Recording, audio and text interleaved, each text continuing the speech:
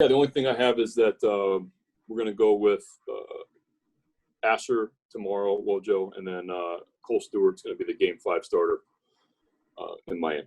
So those will be the two starters in the Miami series. And then I'm open for questions. All right, Rich Dubroff, you're up first. Go ahead. Brandon, then backing off that, is Malone going to be the starter for the home opener, and are you now going to plan for six starters, or is this just temporary? Yeah, so Malone is the probable for the home opener, and we're still we're hoping that John Means is going to make that start, but we're still, I don't want to put the cart before the horse. So I think if John's ready to make that start, that second game at home, then I think we'll figure out a rotation after that. Rock, you're up next. Go ahead.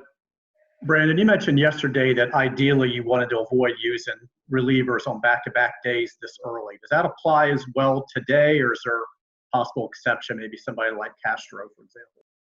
Yeah, there's a possible exception. Castro, Fry said he's good today, so I would prefer not to. But Miggy threw 3 pitches, and so he should be ready to go. So I would prefer to stay away from Fry, but I think it's if needed, I could use him. So we should be good to go in the pen today. Dan Charles, you're up next. Go ahead. Brandon, just a general question. I didn't get a chance to talk to you about it in spring training, and now we're a little further along. Freddie, as a coach on your team, he's been through this before. How much of a help is that really? You always hear it in a sort of a cliched fashion, but is there a practical benefit to having somebody who's been a manager on your staff? Yeah, it is. He's been wonderful, and I really enjoy our in-game conversations. We're talking throughout the game. I think we're still getting a feel for each other a little bit in the dugout, just because we didn't have a full spring training. And the games are, when the season starts, it's a lot different than spring training. Also, spring training is pretty scripted.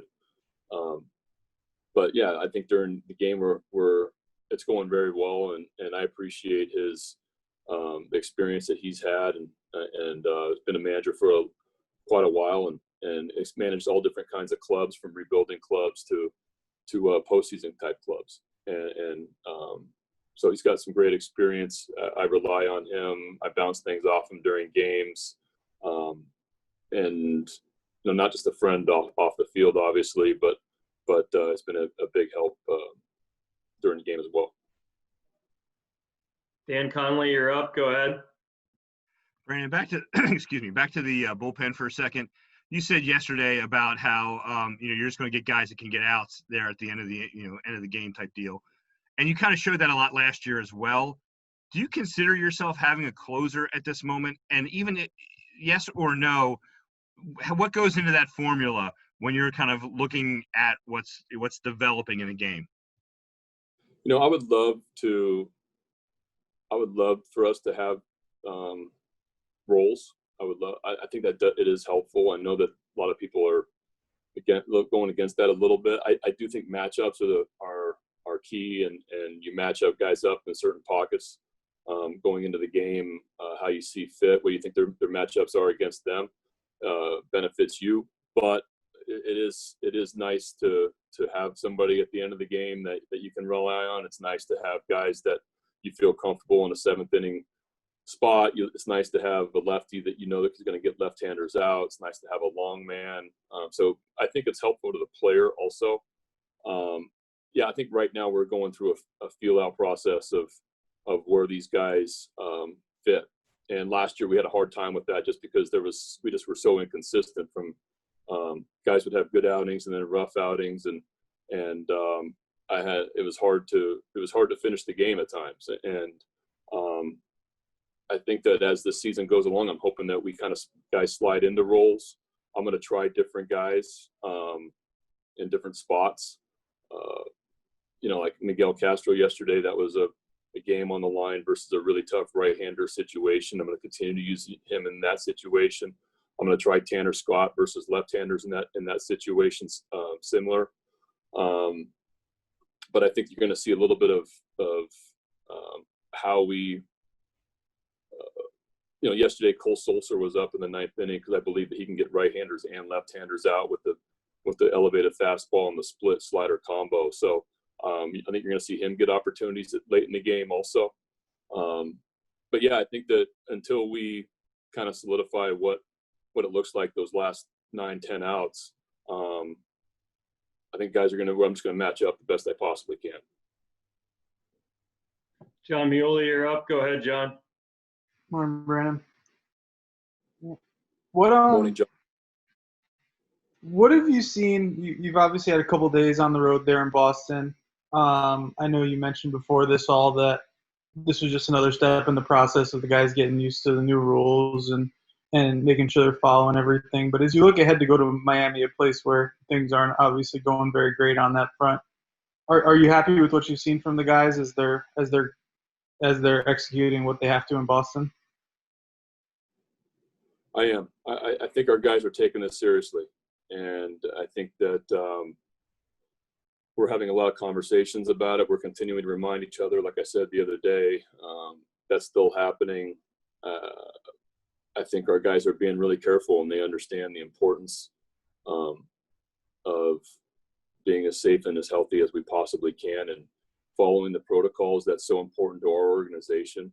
And our guys have been following that, and I expect that to continue. We're going to have another discussion about going into Miami here, just because of what's going on down there. And we have players from there, and we have a lot of guys from Florida, so we'll talk about it again. But I expect our guys to handle, do the right things, and follow protocol. Jerry Coleman, you're up. Go ahead, Jerry.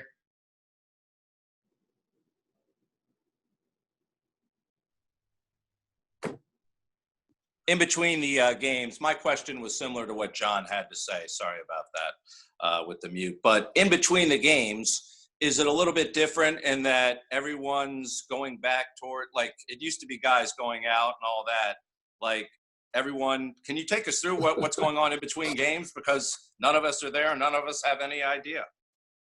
It's a ton of room service. No, I mean, I don't expect our guys to be going out, and I expect our guys to be staying in. And this is a short sprint. We got 58 games to go. I think it's 65 days of us, taking care of what we need to take care of off the field, and that's really staying away from people as best we possibly can, and to make sure we're socially distanced, and make sure we're wearing masks when we're around people, and it's obviously a lot different. And we were in Boston on a Saturday night last night, fairly early. I think the majority of the time you would have seen a lot of groups going out to dinner. Nobody did. So I think that's just the way, it's 2020 right now, and we're trying to get through this season the best way we possibly can and do our part. Stan Charles, you're up again. Go ahead, Stan. Hey, Brandon, just a question about what you're expecting from Wade LeBlanc today. I mean, what would define a good outing by LeBlanc today for you? Well, I'd love for Wade to give us 5+ innings if possible. I think I was talking to Rock on the radio. This lineup's not easy, especially second, third time through. These guys do a nice job of making adjustments. He's got to make the adjustments back, but I'm hoping he's got his really good changeup, and he's got the cutter to both sides of the plate, and he's able to keep guys off balance and stay out of the middle part of the plate, but also be able to work ahead and pitch backwards at times and pitch into both right-handers and left-handers. That's going to be key for him.